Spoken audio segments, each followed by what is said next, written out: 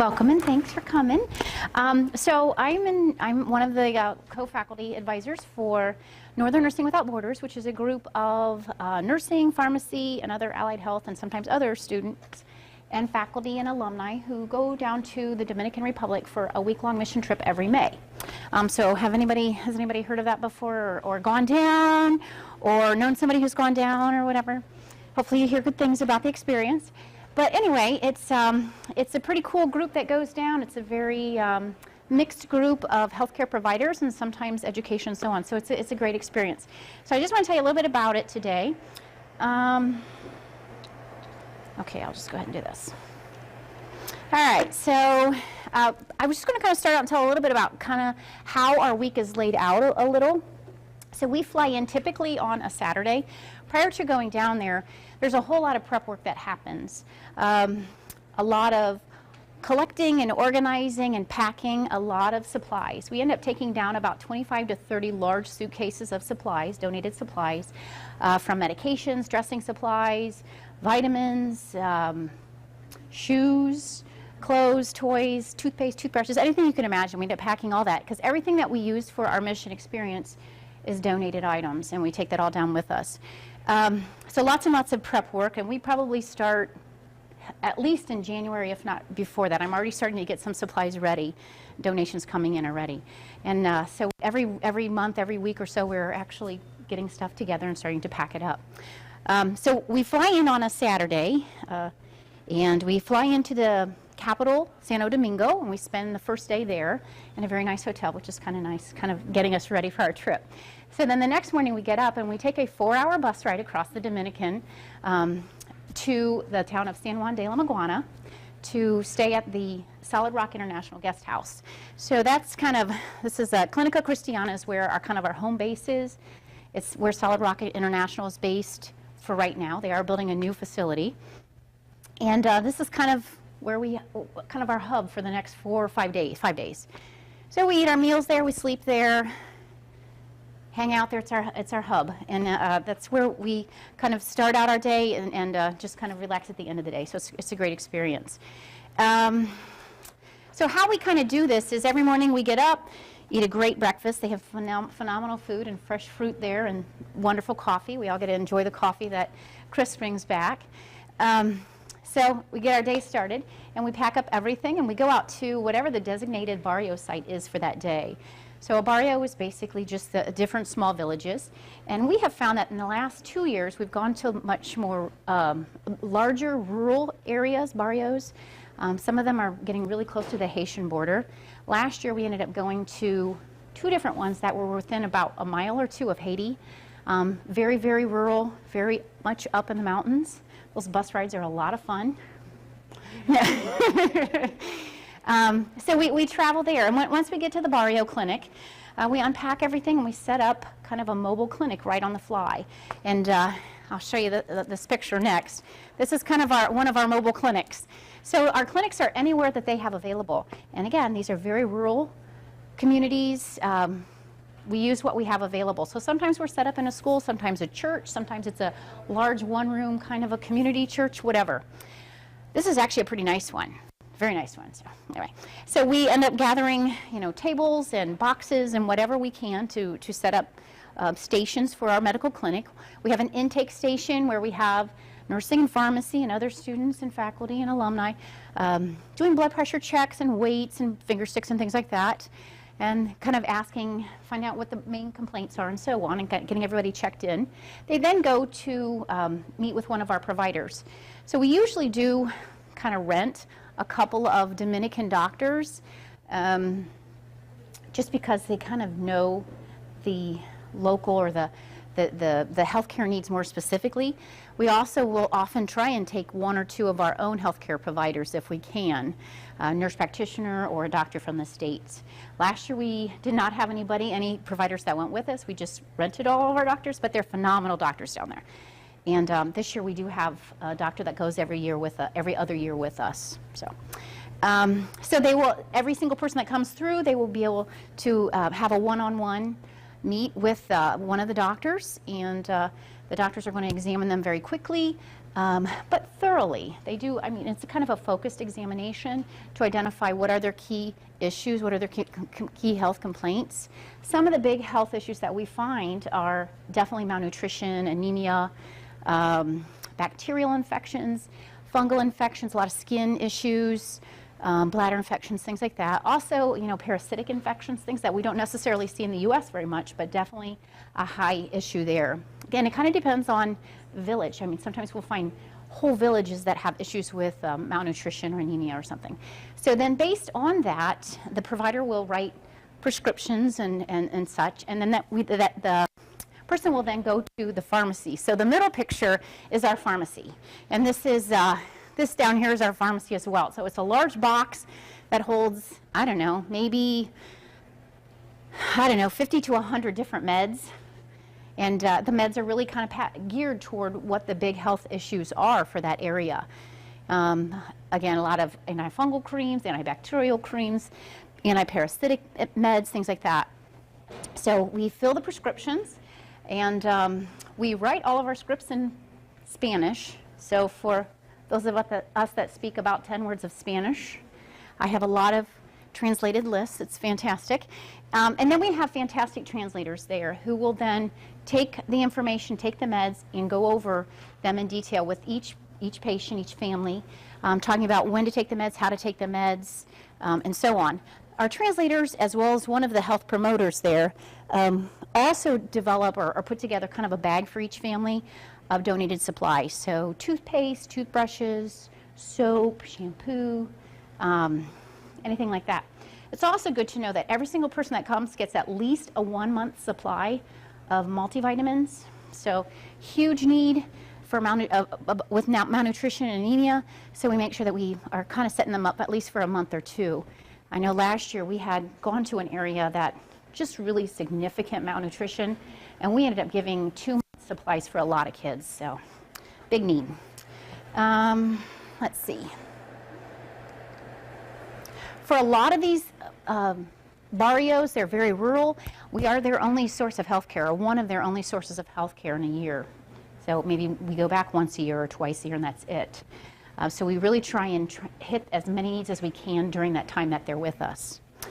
So our big focus for the whole week is definitely the mission, the service to the Dominican people, trying to provide needed health care. But there's definitely also a lot of opportunities to get to know the Dominican people, learn a little bit about the Dominican culture. We get to eat Dominican food every day, very traditional food, and fruits and things like that. And then we also spend some time going to a traditional church service, a market, trying to think of some of the other stuff we do. We also walk through the villages a lot and visit, which is fantastic and a great way to really learn about the different cultural aspects and just the needs within the area as well. Spend a day or a morning, just for a little while, we go to a school and watch their morning assembly, which is always a great experience. They raise the Dominican flag and sing the Dominican national anthem, and then right after that they raise the American flag and sing the national anthem for the United States, which is really cool. Very respectful of the Americanos, and they really appreciate what we do and have a really open, welcoming relationship with us, so it's fantastic. Trying to think what else. Baseball, they try and work in last year. We did get to play a baseball game. I didn't, I observed, but I can cheer really well. But yeah, they take their baseball very seriously, or softball, and a lot of baseball, Major League Baseball players actually come from that area. So we have a baseball game, and it's fun. Pretty cool. They take it very seriously, though. So let's see, what else? So again, the overall focus is definitely service to the Dominican people, but there are so many benefits that we bring back from the experience. I've gone twice. I'm going the third time this coming May. And every time, there's just so much that you bring back from it. A greater appreciation for what you have in the United States, definitely. For our healthcare system, for our clean food and water, for our easily available meds, definitely. Transportation, people that obey stop signs. Yeah, there's no obeying of stop signs anywhere there. just real true appreciation for different things within the United States, but also a deeper appreciation for what you have. The Dominican people are so resourceful with what they do have. You see homes built out of corrugated metal and tires and pallets and such. So they really use the resources available to them very wisely. They're very appreciative of everything that they have. They also are very, very willing to share what they have. Every year we're at one of the barrio clinics, and someone will come up, and they don't have a whole lot of extra, but sure enough, someone will come up with like a basket of mangoes to share with all of the healthcare workers or something. So it's very, very giving, very welcoming. They're very proud of their homes and very welcoming. They will invite you into their homes, and their homes may be very, very humble. These are some of the pictures of them, and they want you to sit down and visit and interact, and they want to share that with you, and it just makes you so much more appreciative for what you have. Also very appreciative of the bathroom facilities that we have in the United States. I'll just throw that out there. So this water system is one that, this could be their water source for drinking, for cooking, for bathing, for washing their dishes. Unfortunately, that also brings some disease issues and risks with it. Over here is our surgical suite down there. So behind the guest house is the clinic where you can, different medical teams will go down and run, like surgical teams will go down and do surgeries down there, like for weeks at a time or so. And this is kind of a typical surgical suite, not exactly what it looks like in the United States, but they make do. And it really makes you appreciative for the technology that we have in the United States. But again, they make do with the best that they can down there. We have had the ability or the privilege of working with a surgical team. We got to go down with them last year. We met them down there, and we're going to do it again this year. So some of our faculty and students were able to actually assist with the surgical team, go right in and scrub up and help with different surgeries that they were performing there. So that was a great experience. Let's see.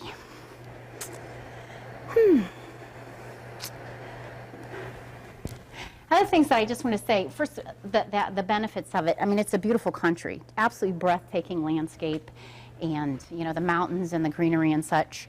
So it just really does, again, make you very appreciative for the gifts that we've been blessed with, the beauty of the area, except for the giant spiders. It's wonderful. And the really welcoming atmosphere. This picture in the middle is a group of nursing students. They're actually high school nursing students that we taught last year physical assessment. And these nursing students, they're in their junior and senior year of high school, and they're kind of in a vocational track. So it's kind of an equivalent of maybe like an LPN or a nursing tech here in the United States. So we were able to take down about 30 kits with a stethoscope, a blood pressure cuff, and some other tools that we use for assessment. And we gave each of the nursing students one of those, and we taught them how to use it and how to do a head-to-toe assessment. But they were so unbelievably appreciative of that, because prior to that, they would have maybe like one stethoscope and a blood pressure cuff to share among 10 or 15 students. So they just don't have the resources available that we do. So it was really nice to be able to share the information, but also, some equipment, and help them to have a little bit more access to equipment. What else do I want to say? I guess one other thing that we bring back with us, hopefully, is just kind of that community spirit. One of the neat things about the Dominican is just the sense of family and friends and neighbors. People are out visiting constantly on their porches or in the streets. And they welcome you to come in and visit, to walk in the streets, and the kids come up and hold your hands, and parents are okay with that. And we, as providers and guests within their country, need to be respectful of that. But they are very, very open to that, and they're very encouraging of it, actually. I think of what else I wanted to talk about. And I guess that's one thing that I find when I come back from the Dominican. I'm kind of in a little bit of a state of shell shock for a while afterwards. It's such a different attitude and culture from the United States. And again, so much more welcoming, and so much more that sense of community and family and openness and appreciation. and resourcefulness. And sometimes, that's just a great way to kind of reset yourself as you come back to the States and kind of hopefully bring that back with you, bring a little of the Dominican back with you. They also have a little bit different sense of timing. I might have a little bit more of a type A personality, maybe. And time is maybe not quite as important there. A little bit more laid back, a little bit slower pace to the start of the day. But they do appreciate and value time spent with others, and they don't rush through things. So it's kind of an interesting thing, and something also to kind of bring back with you and kind of work back into your life. For a little while at least, and then I slip back into my type A-ness now. As far as other things, I just wanted to kind of say, I know sometimes it's feasible to go on a trip like this, and we welcome people. Sometimes we do have a few more open slots, at least for now. After December 10th, I'll be able to tell you better if we do. But a lot of people ask how they can get involved, without going on the trip, and donations are always needed, and prayers. But as far as donations, hygiene supplies, vitamins. Last year we really had a huge need for children's vitamins, toothpaste, toothbrushes, things like that, large suitcases and things, because we couldn't make it happen without a lot of donations. Again, filling those 25 to 30 large suitcases is tough, but we really need all of it to be able to make it work and make it a successful experience and be able to really provide needed supplies for the Dominican people. Oh, and money's always helpful too. Up here in the corner, don't look at me, but that's a pharmacy down in the Dominican. So I can't exactly go to the corner market in the United States and buy Lasix or Digoxin or something. But down in the Dominican I can, which is really an odd feeling. So I take some money down with me and we purchase needed meds that we'll use in the clinics. And so that's one other way to be able to supply some of the needed meds and such for the clinics. So anyway, this is here over in Mattil, the pre-organizing packing party, which is a nightmare. Not really. It's good. It's kind of fun. But we have a lot of supplies to organize and pack up and we weigh every single suitcase so we get it to exactly 50 pounds so we can take as much as we possibly can. So anyway, that's kind of it. Do you guys have any questions? Yes. Mine's just about suitcases. Yes. Are you able to bring the suitcases back with you and use them the following year? Well, we don't usually, because what we do is for every barrio, and we end up going to 4 different barrios, on 4 different days, and we see a little over 500 people at least between the 4 barrio clinics. And what we usually do is pack up several suitcases, one with toys, one with oral supplies, whatever, and then we usually just leave those with those barrios. We bring a few back just because there are some supplies we do bring back with us that we need to reuse year to year. But yeah, we usually just leave them there. And anymore, a lot of airlines will charge us, so it was actually more costly to try and bring those suitcases back with us. So yeah. Where do you stay when you're out on the field? Well, actually, we go back to the kind of the home base at the Solid Rock International Guest House. Back that one picture, let me see. So right here, we go back to here every night. So every morning we go out to whatever barrio clinic it is. It might be within a half-hour drive, it might be a 2-hour drive by bus. And we go there and run the clinic, and then we turn around, come back, and then kind of eat our meals here, sleep here. What's the cost like? What's that? What's the cost of going on the trip? The cost to go on the trip? Right around $1,500 to $1,600. That includes absolutely everything. That's, the cost of staying at the guest house, the food, travel, and then the airline ticket. That's what makes it a little bit variable, is the cost of the airline ticket. But usually, in all, it's right around $1,500 to $1,600. We have a question? Yes. The clinic that you work with, is Uh-huh. that run by Dominican people then, or are there all these? It's run actually by Solid Rock International, which is, there's a base here in the United States, but they have a director there, and then they have a guest house host, so a married couple that stay right at the guest house, and they help coordinate everything. They're amazing. how they coordinate everything, the meals and travel and such. Because trying to get 25 to 30 people around to different barrio clinics and educational sites and things like that is kind of a logistical nightmare sometimes.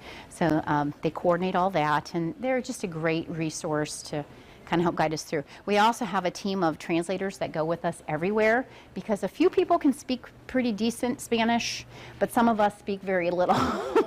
That's always been my goal each year, to learn a little bit more. But they're right there with us to kind of help guide through. So, anybody else have any questions? Okay, thank you very much. Thanks for listening.